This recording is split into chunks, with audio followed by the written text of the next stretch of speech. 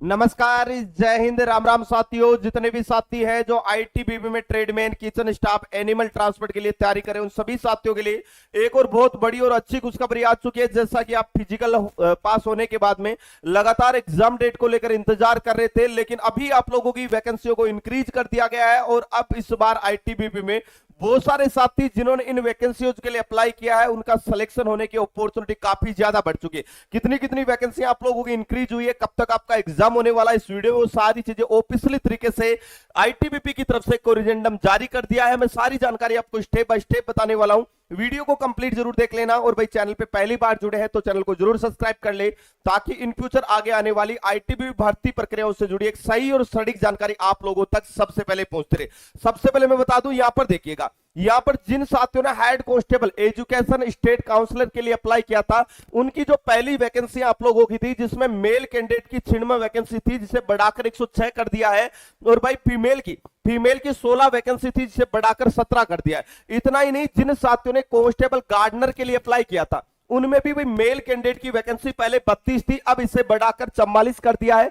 और फीमेल की वैकेंसी पहले 5 थी, इसे बढ़ाकर अब 6 कर दिया है। अगर आपने कांस्टेबल एनिमल ट्रांसपोर्ट रिक्रूटमेंट 2024 के लिए अप्लाई किया है, तो इसमें भी यहां पर कांस्टेबल एनिमल ट्रांसपोर्ट की मेल कैंडिडेट की जो वैकेंसी आपकी टोटल 88 थी, इसे बढ़ाकर 151 कर दिया है। मतलब वैकेंसी डबल हो चुकी है। और फीमेल की जो वैकेंसी थी, पहले जो वैकेंसी आपकी 16 थी, इसे बढ़ाकर 29 कर दिया है। इतना नहीं, बाकी और भी बहुत सारी वैकेंसी है जहां पर इंक्रीज हुई है, जिसमें सबसे बड़ी वैकेंसी और सबसे कम कंपटीशन वाली वैकेंसी कांस्टेबल किचन सर्विस, जिसमें पहले मेल कैंडिडेट की टोटल 697 वैकेंसी थी, इसे बढ़ाकर अब 891 कर दिया। और भाई, जिस साथी ने सीरियस होकर इस भर्ती के लिए तैयारी कर ली, उस भाई का इस बार सिलेक्शन होने से कोई नहीं रोक सकता। अगर ये मौका हाथ से निकल गया तो फिर आपको लंबे समय तक इंतजार करना पड़ सकता है। फीमेल की जो वैकेंसी आप लोगों की टोटल 122 थी, इसे बढ़ाकर 157 कर दिया है।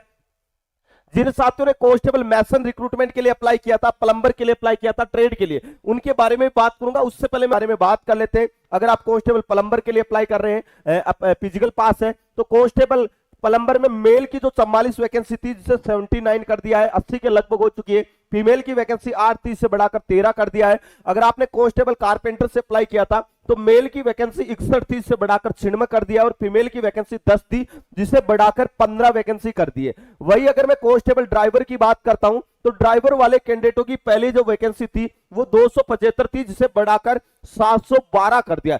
अब भाई, अगर इस भर्ती में भी सिलेक्शन नहीं होता है, तो कुछ ना कुछ कमी आप लोगों में ही रहने वाली है, क्योंकि वैकेंसियां काफी बड़ी यहां पर इंक्रीज हो चुकी है। वही अगर मैं बात करता हूं सब इंस्पेक्टर टेलीकम्युनिकेशन रिक्रूटमेंट में, मेल कैंडिडेट की जो वैकेंसी 78 थी, जिसे बढ़ाकर 81 कर दिया है। और फीमेल की वैकेंसी 14 थी, जिसे बढ़ाकर, जिसमें 14 वैकेंसी सेम रखी गई है। वही हेड कांस्टेबल टेलीकम्युनिकेशन में जो मेल कैंडिडेट थे, उनकी वैकेंसी यहां पर 325 से बढ़ाकर 445 कर दी है। और फीमेल की वैकेंसी 34 से बढ़ाकर 78 हो चुकी है। तो ये सारी वैकेंसियां ऑफिशियली तरीके से नोटिफिकेशन आ चुका है।